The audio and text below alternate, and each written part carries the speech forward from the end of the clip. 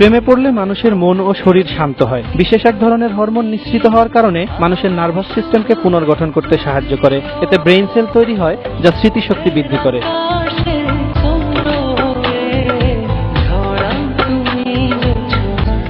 যদি কেউ তার কাঙ্ক্ষিত মানুষটির সঙ্গে কথা বলে তাহলে তার হার্টবিট 3 গুণ বেড়ে যায়। গবেষণায় দেখা গেছে এমন ক্ষেত্রে শরীরে স্বাভাবিকের চেয়ে বেশি মাত্রায় রক্ত চলাচল করে, যা স্বাস্থ্যের জন্য ভালো।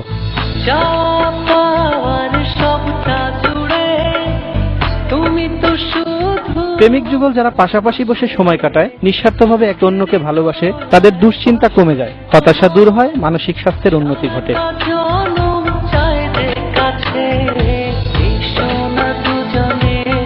যাদের মনে ভালোবাসা নেই তাদের ইমিউন, এন্ডোক্রাইন ও কার্ডিওভাস্কুলার সিস্টেম ক্ষতিগ্রস্ত হয় বলে জানিয়েছেন মার্কিন the Institute of Research on Unlimited লাভ।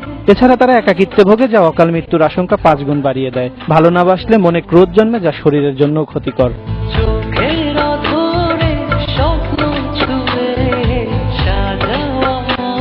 ভালোবাসা এক মহা ঔষধের নাম। ভালোবাসায় জন্ম নেয়া এন্ডোরফিন নামের হরমোন শরীরের ত্বককে নরম ও মসৃণ করে, বাড়ায় মুখের সৌন্দর্য।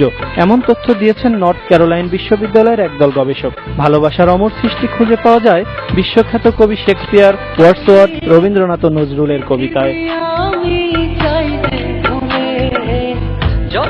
ফিরোজ হাসান, মোহনা সংবাদ।